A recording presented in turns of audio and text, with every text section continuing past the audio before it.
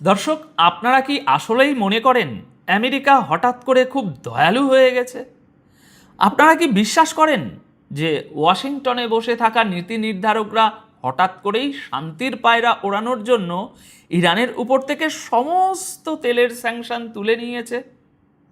যদি আপনি মিডিয়ার হেডলাইন পড়ে এটাই বিশ্বাস করে থাকেন, তাহলে আমি বলবো আপনি জিওপলিটিক্যাল দাবার বোর্ডের সবচেয়ে বড় চালটা মিস করে গেছেন।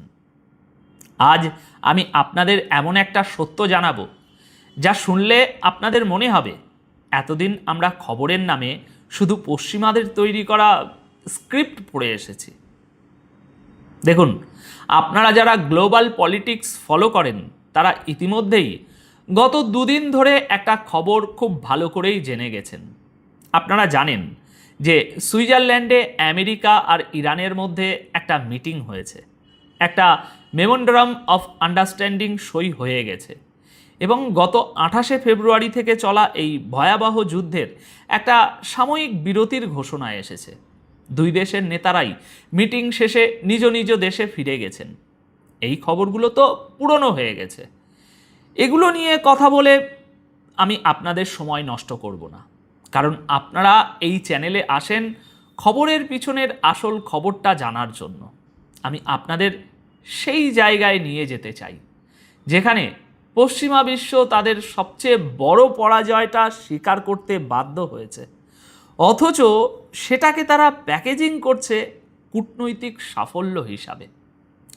দেখুন, আসল ব্যাপারটা হলো গতকাল অর্থাৎ 22শে জুন 2026 ঠিক সন্ধে 6:01 বিশ্ববিখ্যাত সংবাদ মাধ্যম দ্য টেলিগ্রাফে একটা খবর প্রকাশিত হয়েছে, আর তারপর সারা বিশ্ব মিডিয়ায় এই খবরটি ফলাও করে প্রকাশিত হয়েছে। খবরের শিরোনামটা খুব সাধারণ মনে হতে পারে, US lifts sanction on Iranian oil exports, অর্থাৎ আমেরিকা ইরানের তেল রপ্তানির উপর থেকে সমস্ত নিষেধাজ্ঞা তুলে নিয়েছে। তারা বলছে শান্তি আলোচনা চলার কারণে ওয়াশিংটন আগামী 60 দিনের জন্য তেহরানকে তাদের অপরিশোধিত তেল উৎপাদন, ডেলিভারি এবং বিক্রির অনুমতি দিয়েছে। দ্য টেলিগ্রাফের এই আর্টিকেলে বলা হয়েছে, আমেরিকার ট্রেজারি সেক্রেটারি স্কট বেসেন্ট এক্সে পোস্ট করে জানিয়েছেন যে যেহেতু ইরান হরমুজ প্রণালী দিয়ে ফ্রি অ্যান্ড ওপেন ট্রানজিট বা অবাধ যাতায়াতের প্রতিশ্রুতি দিয়েছে এবং আন্তর্জাতিক পরমাণু শক্তি সংস্থা বা IAEA এর পরিদর্শকদের ইরানে ঢোকার অনুমতি দিয়েছে, তাই তারা এই স্যাংশন পজ করেছে বা স্থগিত রেখেছে। দর্শক, এখানেই হচ্ছে পশ্চিমাদের সবচেয়ে বড় ভণ্ডামি। তারা এমন একটা ভাব করছে যেন তারা ইরানকে একটা সুযোগ দিচ্ছে, যেন তারা দয়া করে ইরানকে বলছে, ঠিক আছে বাবা, তোমরা যেহেতু ভালো হয়ে গেছো তাই তোমাদের একটু তেল বেচতে দিলাম। কিন্তু আসল ব্যাপারটা কি জানেন? আসল ব্যাপারটা হলো আমেরিকা বাধ্য হয়েছে, তাদের দেওয়ালে পিঠ ঠেকে গিয়েছিল। ইরান আমেরিকাকে এমন একটা জায়গায় এনে দাঁড় করিয়েছিল যেখান থেকে আমেরিকার আর কোনো উপায় ছিল না। আপনারা যদি গ্লোবাল ইকোনমির দিকে তাকান তাহলে দেখবেন ইরানের সাথে যুদ্ধ শুরু হওয়ার পর বিশ্ববাজারে তেলের দাম ব্যারেল প্রতি প্রায় $120 গিয়ে ঠেকেছিল। দ্য টেলিগ্রাফের রিপোর্টেই পরিষ্কার বলা হয়েছে যে এই নিষেধাজ্ঞা তুলে নেওয়ার ঘোষণার সাথে সাথেই ব্র্যান্ড ক্রুডের দাম 3%-ও বেশি কমে $77 নেমে এসেছে। তার মানে বুঝতে পারছেন, পশ্চিমা দেশগুলো বিশেষ করে ইউরোপ এবং আমেরিকার অর্থনীতি এই চড়া তেলের দামের কারণে ধসে পড়ছিল। মুদ্রাস্ফীতি এমন পর্যায়ে চলে গিয়েছিল যে খোদ ব্রিটেনের প্রাইম মিনিস্টারকে পর্যন্ত পদত্যাগ করতে হয়েছে শুধু অর্থনীতি সামলাতে না পারার ব্যর্থতার দায় নিয়ে। এই নিয়ে একটি আলাদা প্রতিবেদন আমি আপনাদের জন্য খুব শীঘ্রই নিয়ে আসব। তবে আমেরিকা খুব ভালো করেই বুঝতে পারছিল যে ইউরোপ তাদের সঙ্গ ছেড়ে দিচ্ছে, পশ্চিমা জোট তাসের ঘরের মতো ভেঙে পড়ছিল, তাই ইরানকে তেল বিক্রির অনুমতি দেওয়াটা আমেরিকার কোনো দয়া নয়, বরং এটা ছিল পশ্চিমা বিশ্বকে নিশ্চিত অর্থনৈতিক ধ্বংসের হাত থেকে বাঁচানোর জন্য আমেরিকার একটা মরিয়া চেষ্টা। এখানে একটা জিনিস খুব মনোযোগ দিয়ে বুঝতে হবে। দ্য টেলিগ্রাফের এই রিপোর্টে বলা হয়েছে 28শে ফেব্রুয়ারির যুদ্ধের আগে এই হরমুজ প্রণালী দিয়ে প্রতিদিন গড়ে 125টি তেলের জাহাজ পার হতো, কিন্তু রবিবার এই পথ দিয়ে মাত্র 2টি ক্রুড ট্যাঙ্কার পার হয়েছে, যাতে 2 মিলিয়ন ব্যারেলের মতো তেল ছিল। অর্থাৎ ইরান এই প্রণালীটা আক্ষরিক অর্থেই বন্ধ করে দিয়ে পুরো বিশ্বের গলা চেপে ধরেছিল। তারা প্রমাণ করে দিয়েছে যে নন ওয়েস্টার্ন দেশগুলো এখন আর আমেরিকার দয়ায় বেঁচে নেই। উল্টো ইরান আমেরিকাকে বুঝিয়েছে, তুমি যদি আমার তেল বেচতে না দাও তাহলে আমি বিশ্বের কাউকেই তেল পেতে দেব না। এই যে একটা খাদের কিনারে নিয়ে যাওয়া, একে জিওপলিটিক্সে বলে ব্রিক্সম্যানশিপ। আর এই খেলায় ইরান আমেরিকাকে সরাসরি চেকমেট করেছে। ট্রেজারি সেক্রেটারি স্কট বেসেন্ট যেটাকে বলছেন ইরান অবাধ যাতায়াতের প্রতিশ্রুতি দিয়েছে, তার আসল অনুবাদ হলো ইরান আমাদের গলা থেকে তাদের হাতটা একটু আলগা করেছে মাত্র, কারণ আমরা তাদের সব শর্ত মেনে নিয়েছি। এবার আসুন দ্য টেলিগ্রাফের রিপোর্টে উল্লেখিত ওই চুক্তির শর্তগুলোর দিকে একটু আমরা তাকাই। অনেক রহস্য আছে। সেখানে আমেরিকা পরিষ্কারভাবে লিখিত প্রতিশ্রুতি দিয়েছে যে তারা ইরানের বিরুদ্ধে সব ধরনের নিষেধাজ্ঞা প্রত্যাহার করবে এবং তেহরানের যত অর্থ এবং সম্পদ ফ্রিজ করা ছিল সেগুলো পুরোপুরি ব্যবহারের জন্য উন্মুক্ত করে দেবে। আপনারা কি বুঝতে পারছেন এটা কত বড় একটা বিজয়? কিউবা এবং উত্তর কোরিয়া ছাড়া আর পৃথিবীর কোনো দেশের উপর এই মুহূর্তে ইরানের তেল কেনার কোনো বাধা থাকলো না। পাকিস্তান, ভারত, চীন থেকে শুরু করে সারা বিশ্বের যে কোনো দেশ এখন বুক ফুলিয়ে সরাসরি ইরানের কাছ থেকে তেল কিনতে পারবে। এতদিন ইরানকে বাধ্য হয়ে শ্যাডো ফ্লিট বা লুকিয়ে লুকিয়ে বিভিন্ন নাম বদল করে ট্র্যাকার বন্ধ করে ব্ল্যাক মার্কেটে তেল বেচতে হতো, তাও আবার অর্ধেক দামে। কিন্তু এখন তারা ইন্টারন্যাশনাল রেটে তেল বেচবে। তাদের কাছে এই মুহূর্তে প্রায় $15 বিলিয়ন তেল মজুদ আছে, যা তারা এক্সপোর্ট করার জন্য পুরোপুরি প্রস্তুত। 2 মাসের মধ্যে এই বিপুল পরিমাণ তেল যখন বাজারে আসবে তখন তেলের দাম হয়তো ব্যারেল প্রতি $40 বা $50 নেমে আসবে। এতে পুরো বিশ্ব একটা স্বস্তির নিঃশ্বাস ফেলবে। আপনারা ভেবে দেখুন, ইরান এই যে বিলিয়ন বিলিয়ন ডলারের পেমেন্ট পাবে, সেটা কি তারা ডলারে নেবে রে ভাই? সম্ভাবনা প্রবল যে এই লেনদেনগুলো হবে চাইনিজ ইউয়ান, লোকাল কারেন্সি বা ক্রিপ্টো কারেন্সিতে। এর মানে হলো আমেরিকার সবচেয়ে বড় অস্ত্র পেট্রো ডলার, তার কফিনেও একটা বিশাল বড় পেরেক ঠুকে দিল ইরান। দ্য টেলিগ্রাফের খবর অনুযায়ী ইরানের পররাষ্ট্রমন্ত্রী আব্বাস আরাকাজি জানিয়েছেন যে তারা তেল এবং পেট্রোকেমিক্যাল রপ্তানির উপর থেকে সমস্ত বাধা দূর করতে সক্ষম হয়েছেন এবং তাদের ফ্রিজ হওয়া সম্পদও তারা ফেরত পাচ্ছেন। আমেরিকার ভাইস প্রেসিডেন্ট জেডি ভ্যান্স নিজে কনফার্ম করেছেন যে তারা কাতারের সাথে মিলে ইরানের আটকে থাকা ফান্ড রিলিজ করার জন্য এখন কাজ করছেন। সুতরাং বাস্তবতা হলো ইরান তাদের $300 বিলিয়ন ফ্রিজ হওয়া ফান্ডের একটা বড় অংশ ফেরত পাচ্ছে। কাতার হয়তো প্রাথমিকভাবে $6 বিলিয়ন রিলিজ করছে। এটা ইরানের ইকোনমিতে রকেটের গতিতে বুস্ট দেবে, তাদের ফরেন কারেন্সি রিজার্ভ বাড়বে, এক্সপোর্ট বাড়বে। এটা একটা স্বাধীন নন ওয়েস্টার্ন দেশের জন্য এমন একটা মাস্টার স্ট্রোক যা ইতিহাসের পাতায় একেবারে স্বর্ণ অক্ষরে লেখা থাকবে। এবার আসুন সুইজারল্যান্ডে হওয়া শান্তি আলোচনার ভিতরের কিছু নাটকীয়তা, যা দ্য টেলিগ্রাফ তাদের 22শে জুনের রিপোর্টে ফাঁস করে দিয়েছে। সেখানে আমেরিকার একটা চরম কূটনৈতিক ব্যর্থতার চিত্র ফুটে উঠেছে। আপনারা হয়তো জানেন মিটিংটা খুব একটা মসৃণ ছিল না। দ্য টেলিগ্রাফ বলছে আলোচনার এক পর্যায়ে ইরানের পার্লামেন্টের স্পিকার মোহাম্মদ গালিবাফের নেতৃত্বে ইরানি প্রতিনিধি দল সোজা টেবিল ছেড়ে উঠে চলে গিয়েছিল। এই খবর তো আমি আপনাদের গতকালই বিস্তারিতভাবে পুরোটাই জানিয়েছিলাম, তাই না? কিন্তু প্রশ্ন হলো কেন?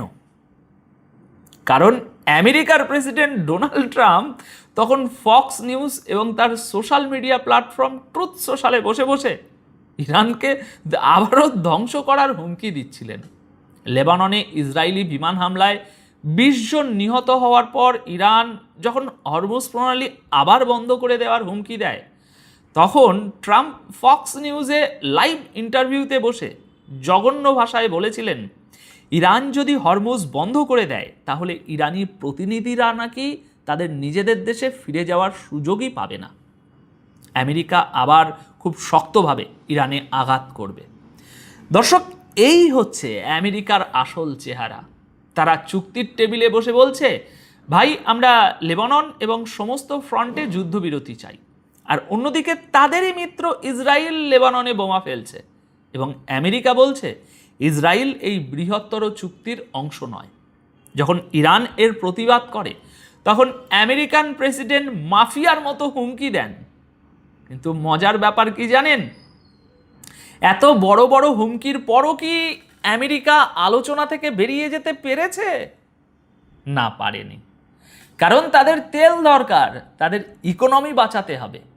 জেডি ভ্যান্স গতকাল সোমবার ওয়াশিংটনে ফিরে গিয়ে মিডিয়ার সামনে এই পুরো বিষয়টাকে ধামাচাপা দেওয়ার একটা ব্যাপক চেষ্টা করেছেন। তিনি ট্রাম্পের ওই জঘন্য হুমকিগুলোকে ট্র্যাশ টক বলে উড়িয়ে দিয়েছেন। ভ্যান্স বলেছেন, হ্যাঁ একটু হুমকি ধুমকি ছিল, কিন্তু দিন শেষে আলোচনা চলেছে এবং আমরা বিরাট অগ্রগতি অর্জন করেছি। চিন্তা করুন দর্শক, একটা সুপার পাওয়ার দেশের ভাইস প্রেসিডেন্ট কিভাবে তাদের অসহায়ত্ব ঢাকার জন্য ডিপ্লোম্যাটিক ল্যাঙ্গুয়েজ বাদ দিয়ে রাস্তার ভাষায় কথা বলছেন। তারা বুঝতে পারছে যে গালিগালাজ করা ছাড়া এই মুহূর্তে ইরানের সামনে তাদের আর কোনো ক্ষমতা নেই। তারা তো বাধ্য হয়েছে ইরানের সাথে একটা মিলিটারি হটলাইন চালু করতে এবং লেবাননের জন্য একটা ডিকনফ্লিকশন সেল তৈরি করতে, যাতে ইসরায়েল এই চুক্তিকে ভেস্তে দিতে না পারে। দর্শক, এবার আসি সেই নিউক্লিয়ার ডাস্টের কথায়, জানিয়ে ডোনাল্ড ট্রাম্প সবসময় একেবারে গলা ফাটান। দ্য টেলিগ্রাফ বলছে আজ জেডি ভ্যান্স দাবি করেছেন যে ইরান নাকি আইইএর পরিদর্শকদের এই সপ্তাহে ইরানে আসার আমন্ত্রণ জানাতে রাজি হয়েছে, যাতে তারা ইরানের কাছে থাকা 450 কেজি উচ্চমাত্রায় সমৃদ্ধ ইউরেনিয়ামের অবস্থাটা খতিয়ে দেখতে পারে। এখানে মনে রাখবেন 2025 সালের জুনে আমেরিকা এবং ইসরায়েল বাংকার বাস্টার বোমা দিয়ে ইরানের তিনটে নিউক্লিয়ার সাইটে হামলা চালানোর পর আর কোনো পরিদর্শক কিন্তু ইরানে ঢুকতে পারেনি।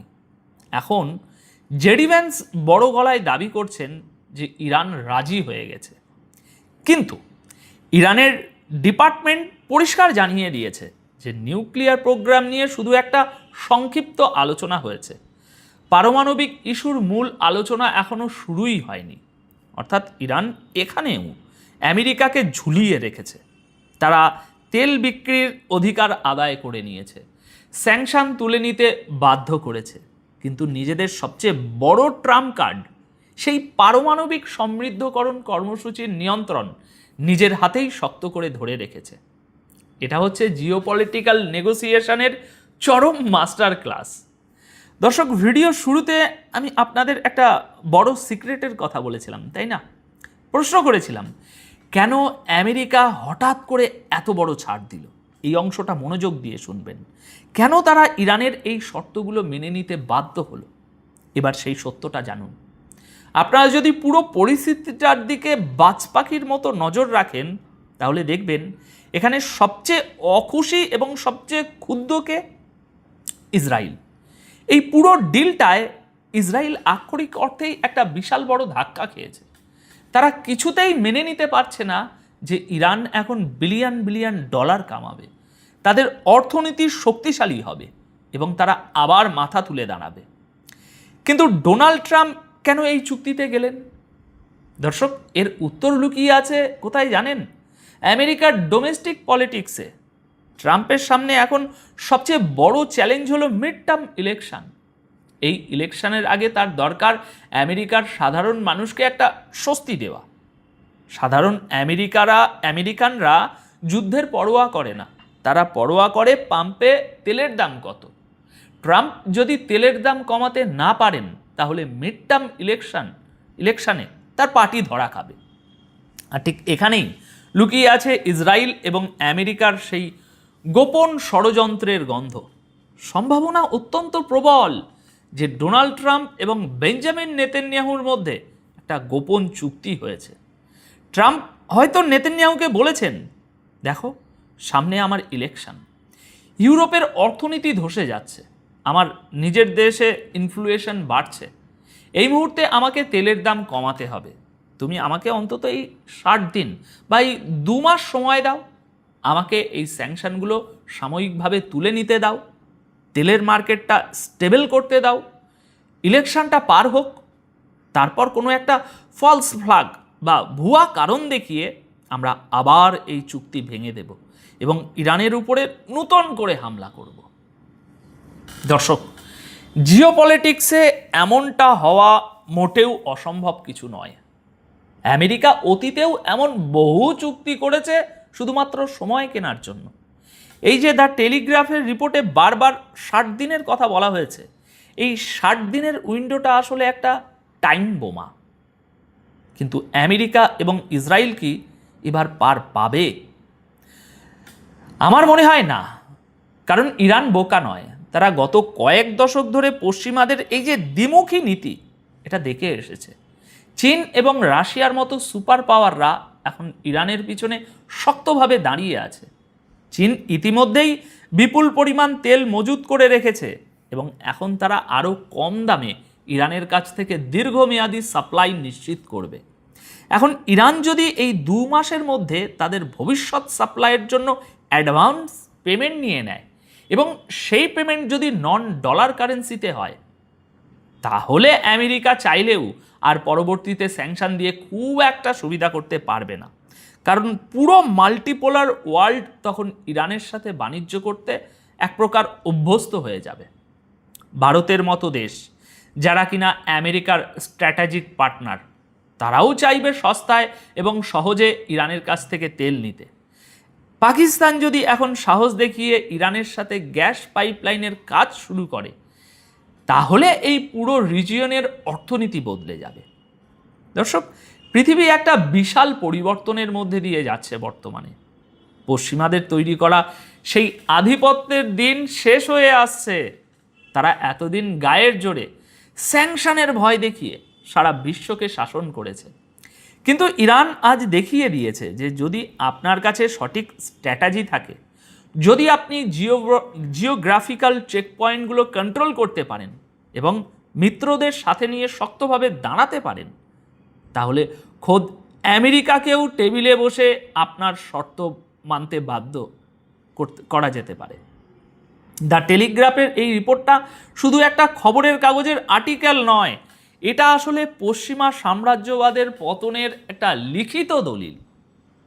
এখন আপনাদের কি মনে হয় দর্শক, আমেরিকা কি সত্যি এই চুক্তিটা টিকিয়ে রাখবে, নাকি মিড টার্ম ইলেকশন পার হওয়ার পর ইসরায়েলকে সাথে নিয়ে তারা আবার পুরো মধ্যপ্রাচ্যে আগুন জ্বালিয়ে দেবে? লজিক্যালি চিন্তা করুন এবং আপনাদের মূল্যবান মতামত নিচে কমেন্ট করে অবশ্যই জানাবেন। ভিডিওটি শেয়ার করে সবাইকে সত্যটা জানার সুযোগ করে দিন। আপাতত এই প্রতিবেদন তাহলে এ পর্যন্তই। সবাই খুব ভালো থাকবেন, সুস্থ থাকবেন। ধন্যবাদ আপনাদের সকলকে।